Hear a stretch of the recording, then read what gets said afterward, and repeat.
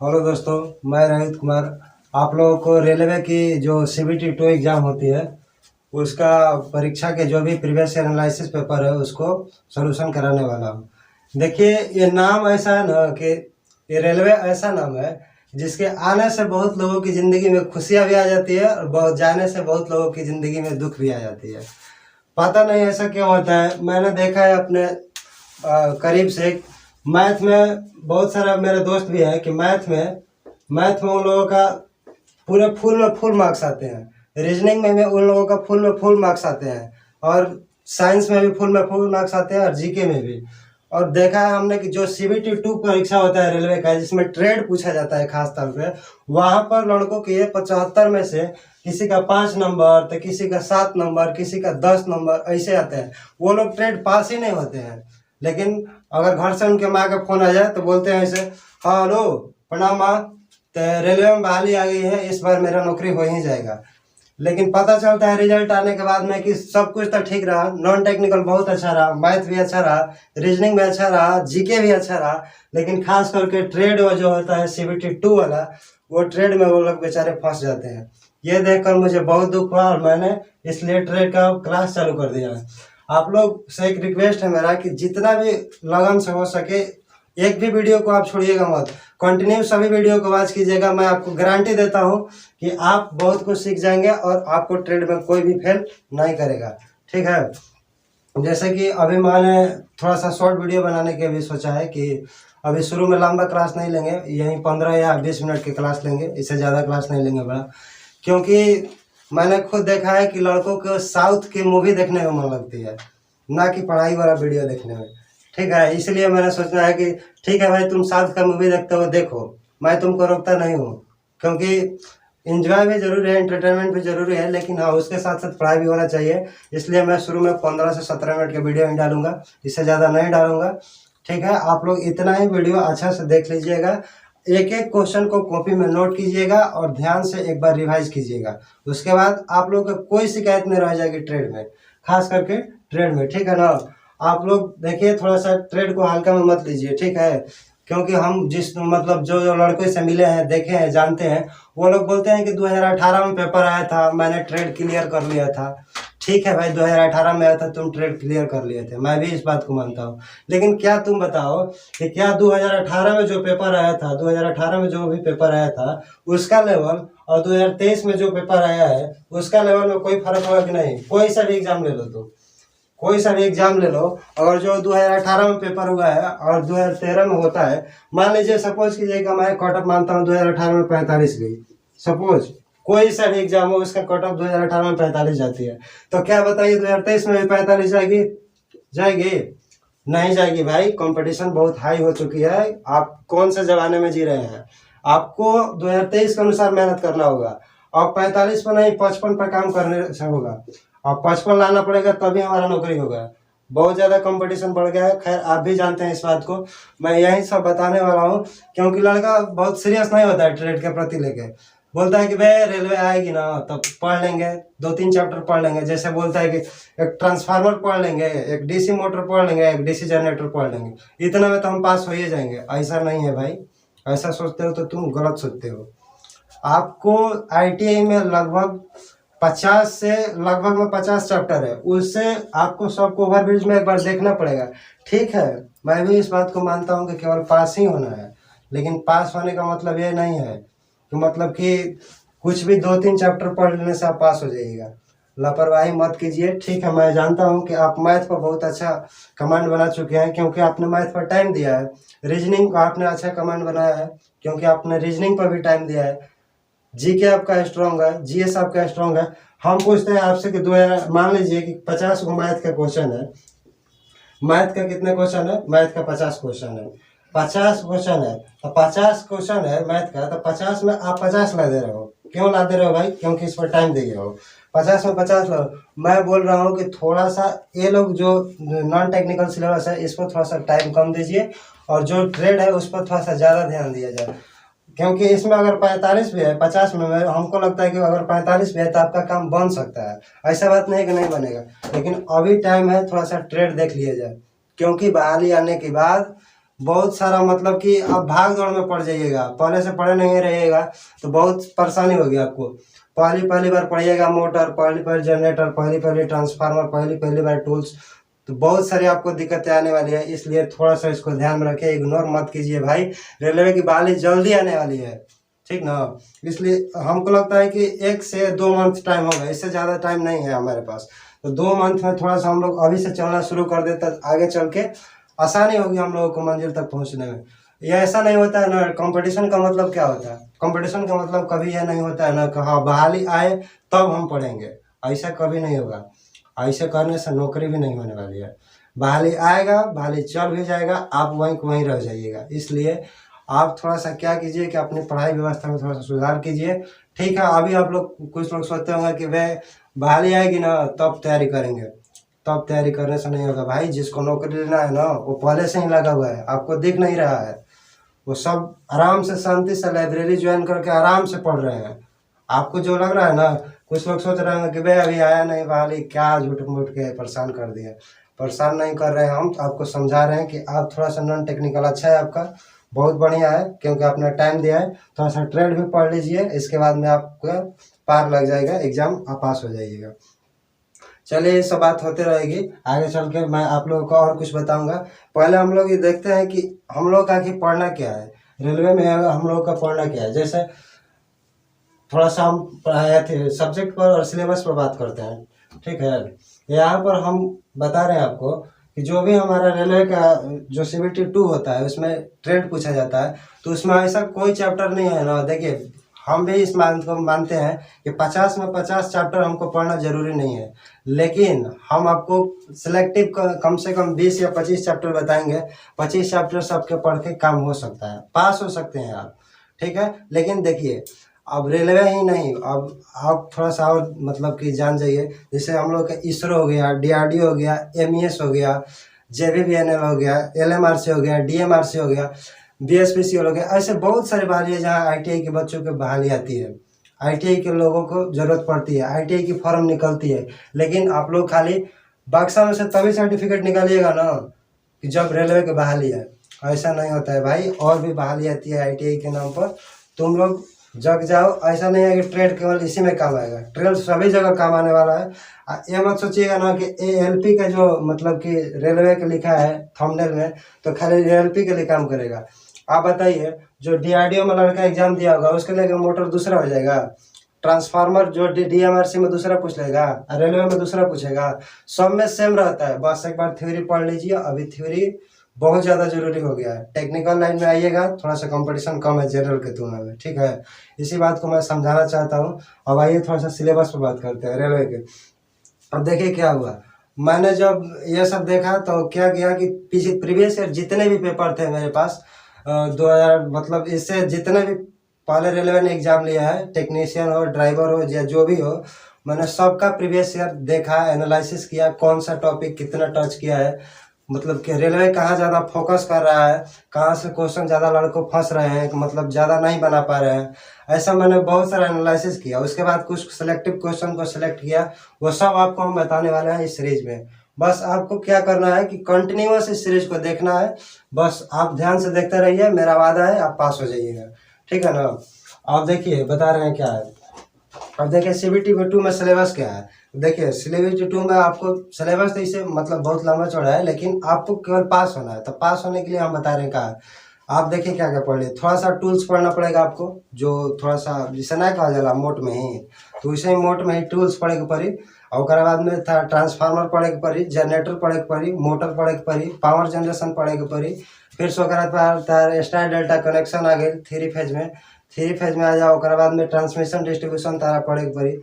ऐसे ही मतलब बहुत सारा जैसे टॉपिक बा जो हाईलाइटेड बा, मेजरिंग इंस्ट्रूमेंट हो गए, ये सब हाईलाइटेड टॉपिक बा। जैसे जैसे आप देख रहे हैं कि रेलवे की जो लड़का के तैयारी करे वाला हो, वो ये ना पता कर पालन कि एमीटर जोन बा सीरीज में जुड़ेला कि पैरेलल में जुड़ेला। आधा लड़का सीरीज पैरेलल में गड़ेला। तो ये सब जोन बात हम शॉर्ट तरीका के माध्यम से ये सब प्रस्तुत करे वाला बानी, लिखा वाला बानी, एक एक चीज नोट करा वाला बानी। तू आराम से डायरी या कॉपी लेके बैठ जा, ओकरा नोट करो।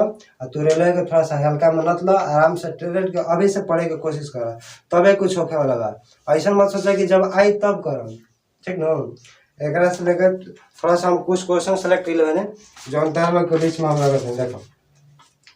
देखो पहला क्वेश्चन देखो बात ही बा कि जो रेलवे का हम क्वेश्चन बहुत सारा ऐसे तो बहुत सारा क्वेश्चन बा जो कि जो मतलब कि एने ओने से जैसे ढेर सारा मटेरियल उठैले बा, लेकिन जो हाईलाइटेड बा पढ़ल बहुत ज़्यादा जरूरी बा, नेसेसरी बा, ओकरा के मतलब कि हम रिमार्क कर रख ले बानी। ठीक है, जो तार लोग के बता दें। जैसे वो क्वेश्चन बा पहला, तो लोग कमेंट में एक जवाब दिया। ठीक, कमेंट में आप लोग जवाब दीजिएगा कि इसका आंसर क्या होगा। जैसे कि हम क्वेश्चन आपको लिख दे रहे हैं, क्वेश्चन आप लोगों को यहाँ दिख रहा होगा, यहाँ पर क्वेश्चन आप लोगों को दिखेगा। ठीक है, और यहाँ पर हम केवल ऑप्शन लिखेंगे, आंसर बताएंगे आप लोग कि कैसे हुआ, क्या हुआ। ठीक है ना। क्वेश्चन देखिए, पहला क्वेश्चन हम पढ़ रहे हैं, जैसे कि छत पंखा का घूमने के लिए निम्नलिखित में से क्या संदर्भित करता है। क्वेश्चन क्या हमारा कि छत पंखा के घूमने के लिए क्या संदर्भित करता है। ठीक है, ऑप्शन सुनिएगा, ऑप्शन क्या का ऑप्शन में ज्यादा लोग फंसेगा। ऑप्शन देखिए, पहला ऑप्शन हमारा क्या है। पहला ऑप्शन है पंखे की गति, पंखे की गति, पंखे की गति। ऑप्शन नंबर बी देखिए, ऑप्शन नंबर बी क्या है, घूर्णन की गति, घूर्णन, घूर्णन द्वारा, घूर्णन द्वारा वृत्तीय, घूर्णन द्वारा वृत्तीय, वृत्तीय का व्यास। दूसरा ऑप्शन क्या है, घूर्णन द्वारा वृत्तीय का व्यास। ऑप्शन नंबर सी, तो ऑप्शन नंबर सी क्या है कि ब्लेड की लंबाई, ब्लेड की लंबाई, ब्लेड की लंबाई। ऑप्शन नंबर डी क्या हुआ, तो ऑप्शन नंबर डी है इनमें से कोई नहीं, नॉट। अब आप लोग कमेंट में बताइएगा, जैसे कि साफ साफ दिख रहा होगा आप लोगों का। पहला ऑप्शन देखिए, एक बार हम फिर से पढ़ दे रहे हैं, अगर क्वेश्चन नहीं समझा तो एक बार फिर से देख लीजिए। क्वेश्चन है कि छत पंखा का घूमने के निम्नलिखित में से किससे निर्देशित किया जाता है। मतलब जो छत पंखा होता है हमारा, बेसिक सा क्वेश्चन है, तो उसको मतलब किस रेंज पर निर्देशित किया जाता है, लिया जाता है। देखिए, तो ऑप्शन हमारा पहला का है पंखे की गति। ऑप्शन क्या है पहला, पंखे की गति। दूसरा ऑप्शन क्या है, घूर्णन द्वारा वृत्तीय व्यास। घूर्णन द्वारा क्या है, वृत्तीय व्यास, मतलब जो पंखा घूमता है उसका वृत्त जो व्यास बनता है वो। ऑप्शन नंबर सी है हमारा ब्लेड की लंबाई। ऑप्शन नंबर सी क्या है, ब्लेड की लंबाई। ऑप्शन नंबर डी है इनमें से कोई नहीं। आप लोग जो भी जानते होंगे इसका आंसर कमेंट बॉक्स में जरूर बताइएगा। ऐसे इसका आंसर आपको डी होगा, ब्लेड की लंबाई। ठीक है, ये पहला क्वेश्चन था हमारा। ठीक, अब देखिए, अब यहाँ पर दूसरा क्वेश्चन हम देखते हैं। आप लोगों के यहाँ पर कुछ दूसरा क्वेश्चन दिख रहा होगा, यहाँ पर दूसरा क्वेश्चन दिख रहा होगा। देखिए, दूसरा क्वेश्चन हम लिख रहे हैं, कौन सा उपकरण,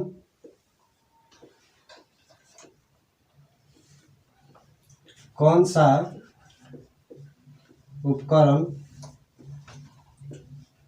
कौन सा उपकरण एकल चुंबकीय, एकल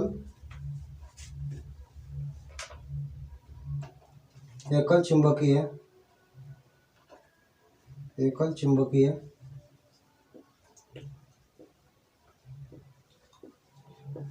एकल चुंबकीय है। तो कौन सा उपकरण एकल चुंबकीय है। देखिए, ये हमारा क्वेश्चन ही है। ठीक है, ऑप्शन दे रहे हैं अब हम। देखिए, पहला ऑप्शन है रिले,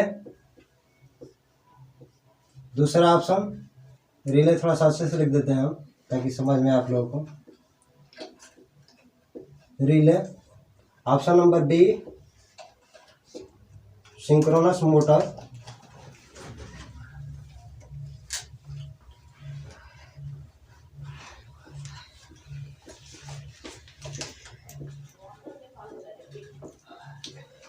तुल्यकालिक मोटर, सिंक्रोनस को तुल्यकालिक कहते हैं हिंदी में। ऑप्शन नंबर सी है हमारा series motor, series motor, series motor. Option number D है हमारा नॉन ऑफ दिस। देखिए, क्वेश्चन क्या है कि कौन सा उपकरण, कौन सा उपकरण, ध्यान से देखिएगा, कौन सा उपकरण एकल चुंबकीय है। क्वेश्चन यह है। ऑप्शन देखिए क्या क्या है, रिले, दूसरा है तुल्यकालिक मोटर जिसको इंग्लिश में कहते हैं synchronous motor. Option number C है सीरीज मोटर। इसको हिंदी में कहते हैं श्रृंखला मोटर। ऑप्शन नंबर डी है नॉन ऑफ दीज नॉट। तो आप लोग बताइएगा कि इसमें से कौन सा सही आंसर होगा। जो भी जानता होगा भाई मेरे कमेंट बॉक्स में जरूर जवाब दीजिएगा, ताकि हम चाहते हैं कि क्वेश्चन आप लोगों को कितना आता है कितना नहीं आता हमको भी पता चलना चाहिए, ताकि उसको उसके अनुसार से हम क्वेश्चन नया सेट करके लाएंगे। देखिए इसका आंसर बी हो जाएगा, सॉरी ए हो जाएगा। क्या होगा? रिले होगा। कौन सा उपकरण एकल चुंबकीय है तो कौन सा है? तो रिले है, ठीक है ना। इसको थोड़ा सा ध्यान दीजिएगा। अब देखिए थोड़ा सा और क्वेश्चन दिखाते हैं आगे। नेक्स्ट क्वेश्चन पे चलते हैं हम लोग। देखिए एक प्रतिरोध सुनते होंगे, एक ना हमने बहुत सारा टॉपिक देखा तो उसमें एक मिला प्रतिरोध वाला। तो हमने देखा कि पूछ रहा है बार बार कि व्हीटस्टोन ब्रिज क्या मापता है, डबल केल्विन ब्रिज क्या मापता है, मैक्सवेल ब्रिज क्या मापता है। ये सब जितने भी ब्रिज हैं सबको मैंने सोचा कि थोड़ा सा क्लियर कर दिया जाए। अभी तो थोड़ा ब्रिज पर बड़ा लंबा सा क्लास लाएंगे हम, लेकिन अभी शॉर्ट वीडियो के माध्यम से आप थोड़ा सा ये जान लीजिए कि आखिर ब्रिज होता है क्या। देखिए हम लोग किसी भी प्रतिरोध को मापने के लिए ब्रिज का यूज करते हैं, जैसे Wheatstone bridge, heat stone Wheatstone bridge, Wheatstone bridge. ये जो व्हीटस्टोन ब्रिज होता है आप लोगों के साथ दिख रहा होगा व्हीटस्टोन ब्रिज, ठीक है। तो व्हीटस्टोन ब्रिज क्या मापता है? मध्यम प्रतिरोध, मध्यम प्रतिरोध।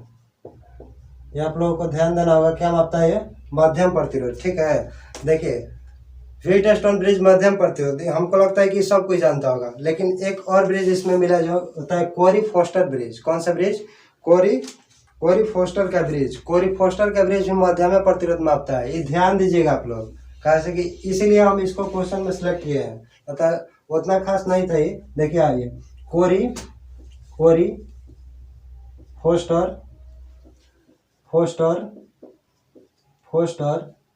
का ब्रिज,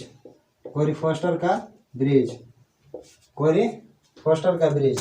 तो कोरी फोस्टर का जो ब्रिज होता है ये भी मध्यम प्रतिरोध मापता है। ध्यान देना है, क्या मापता है? मध्यम प्रतिरोध।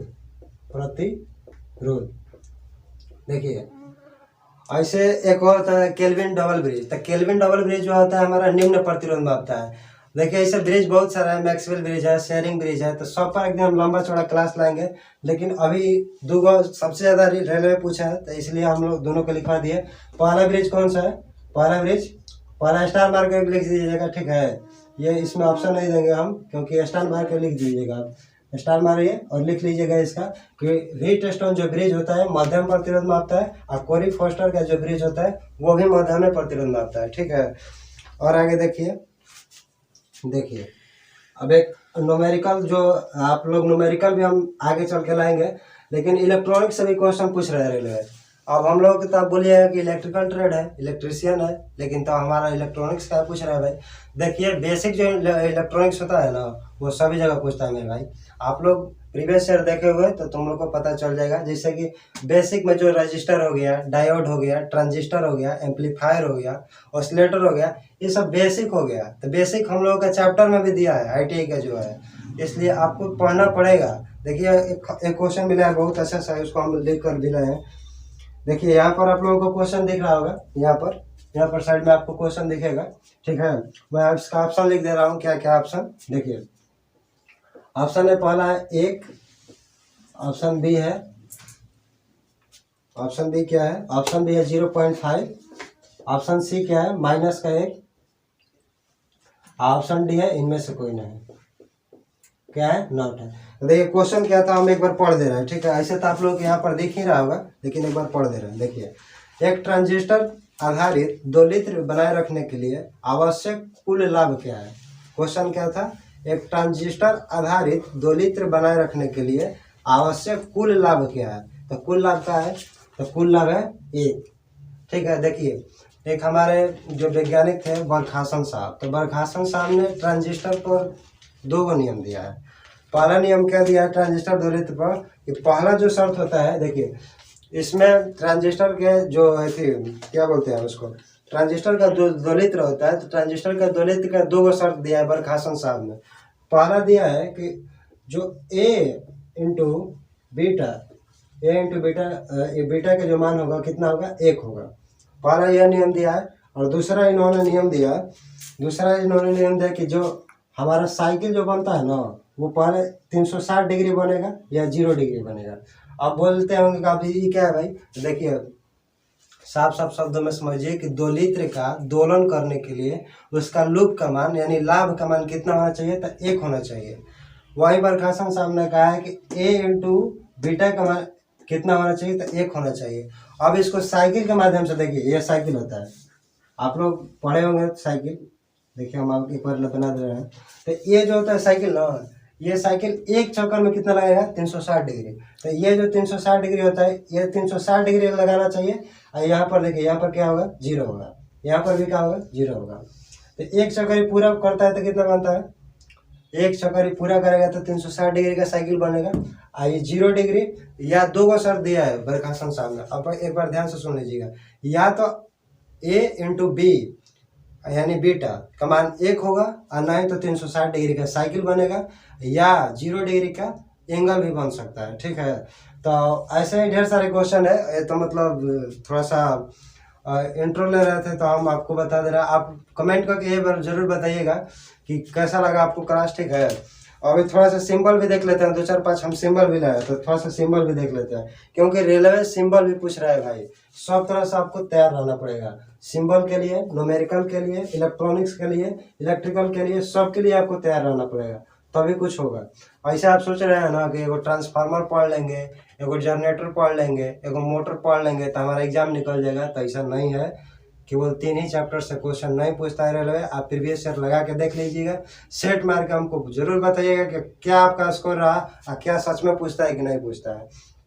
आइए थोड़ा सा सिंबल देखते हैं। देखिए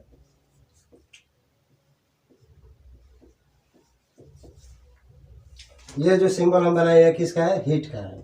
किसका है, हीट का, हीट का है। अब देखिए आगे,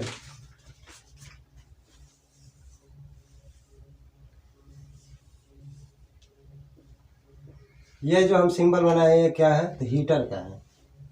ये जो आपको बोर्ड पर सिंबल दिखाई दे रहा होगा, ऐसा हम लगवा देंगे थम वहाँ पर, यहाँ पर लग जाएगा, आपको दिखेगा साफ साफ।